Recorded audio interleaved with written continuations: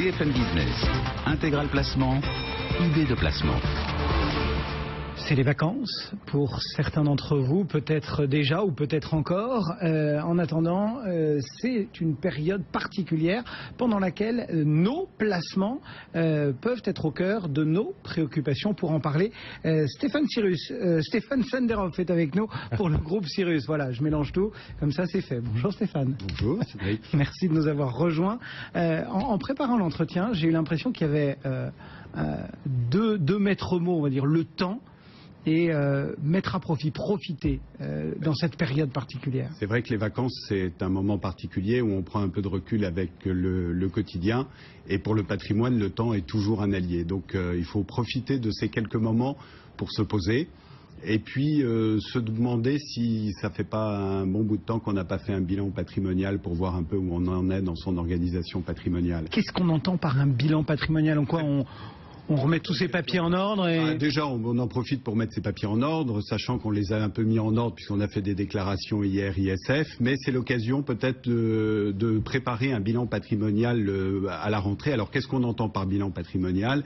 Bilan patrimonial, c'est pas simplement de rentrer des chiffres dans des cases et puis dans un logiciel. Donc on ne prend pas juste un tableau Excel, quoi. C'est pas un tableau Excel avec des camemberts, c'est un vrai travail d'experts avec des conseillers patrimoniaux qui vont vous pouvoir, en fonction de vos objectifs, analyser l'adéquation. C'est-à-dire que nous, pendant qu'on se repose à la plage, eux, ils vont bosser sur notre cas. Non, il faut préparer les éléments pour qu'à la rentrée, organiser, j'allais dire, un rendez-vous qui va permettre de vérifier l'adéquation de votre organisation patrimoniale et de vos investissements par rapport à vos objectifs de vie et puis vos choix de vie. Tout simplement pour prendre un certain nombre de dispositions, d'optimisation. Du genre vous avez fait votre déclaration hier, est-ce que vous optimisez bien les niches fiscales? On a 18 000 € qui nous sont offertes avec la loi Girardin. Bon, c'est pas la peine d'attendre fin novembre, début décembre pour se réveiller en disant et si j'optimisais mes revenus 2015? On a beaucoup plus le choix, on est plus serein en le faisant un peu plus tôt. En matière d'ISF, il faut préparer l'ISF 2016. C'est maintenant qu'il faut le faire, il ne faut pas attendre la veille du 15 juin pour le faire. Donc ces déclarations qu'on vient de faire, c'est l'occasion peut-être de se poser un peu plus de questions, d'aller un peu plus loin, d'avoir une réflexion autour de l'organisation familiale. Oui, c'est ça, on est en famille, on peut réfléchir discuter ensemble aussi. Voilà, il y a des projets qui s'organisent. Les enfants, c'est souvent... ils viennent d'être diplômés, de nouveaux projets sont en train de naître. C'est l'occasion de se dire, voilà, est-ce que je mets pas des donations en place pour aider des enfants dans des projets de vie, des projets professionnels. Il ne faut pas oublier qu'on a 100 000 € tous les 15 ans qui peuvent être distribués sans aucun droit à ces enfants. On peut rééquilibrer le patrimoine entre conjoints. On a 80 000 € et des poussières qui peuvent être donnés à son conjoint sans payer de droits. On peut s'intéresser aux petits-enfants. Les grands-parents qui ont les petits-enfants dans leur maison, c'est l'occasion de leur mettre un petit capital, 31 865 € par petit-enfant qui peuvent être mis de côté pour le futur.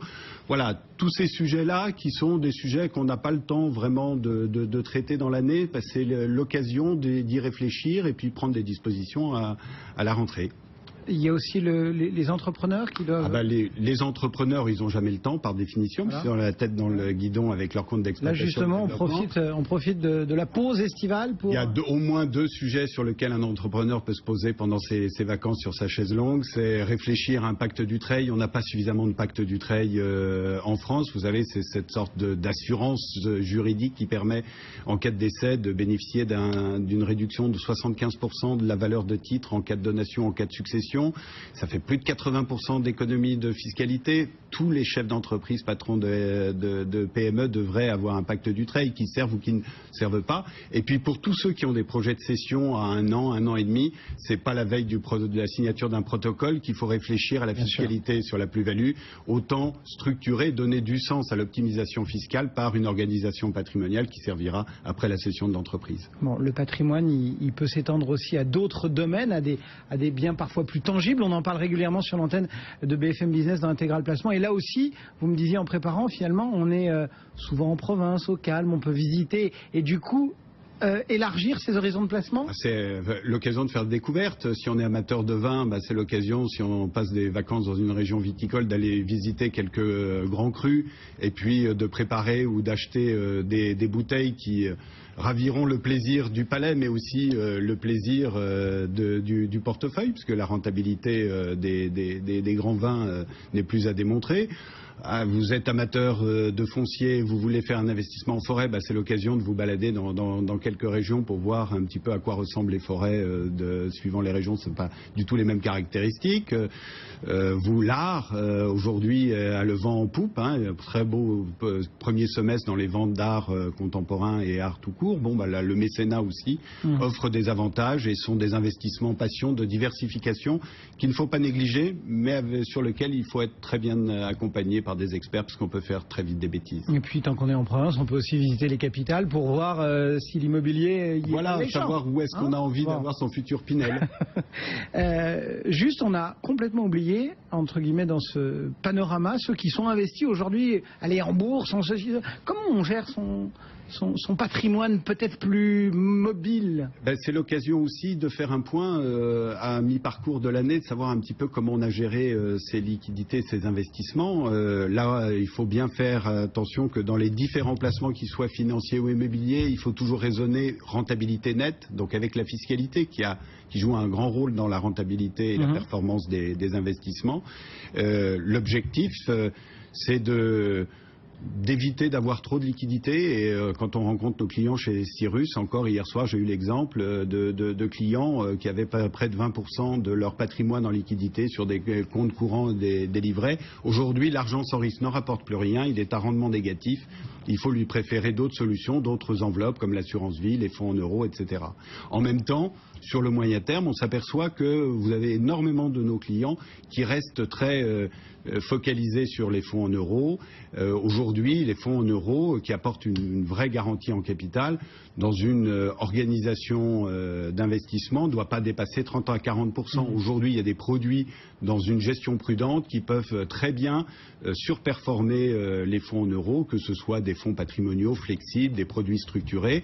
Je prends l'exemple de notre société de gestion InvestAM qui est sur son fonds prudent. Sur le premier semestre, elle est à 6% de rendement. C'est une très bonne performance et largement supérieure à ce que peuvent produire les fonds en euros sans prendre pour autant tellement plus de risques. Alors après, on en vient au marché financier. Ouais. Alors, on est là où c'est plus dynamique, quoi. Là, c'est beaucoup plus... Dans tous les sens, d'ailleurs. Plus dynamique, il y a beaucoup de volatilité.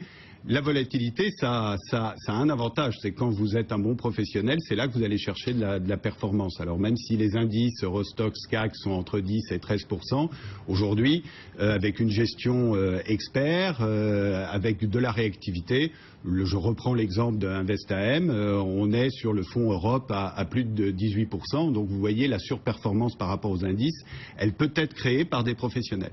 Donc là, nos clients, les épargnants, ont intérêt à faire confiance à des gérants qu'il faut qu'ils sélectionnent, qu'ils apprennent à sélectionner, à opter et à privilégier la gestion pilotée dans les contrats d'assurance vie pour pouvoir avoir une meilleure réactivité, parce que tout à chacun, on sait bien que quand on est un particulier, on est un peu moutonnier, on réagit toujours un coup trop tard et on n'est pas content des performances que l'on sort par la force des choses parce qu'on n'a pas la réactivité nécessaire. Eh bien voilà les quelques conseils de Stéphane Schanderhoff pour le groupe Cyrus en cette période estivale. Merci beaucoup d'avoir pris ces quelques minutes pour nous rejoindre sur le plateau de BFM Business.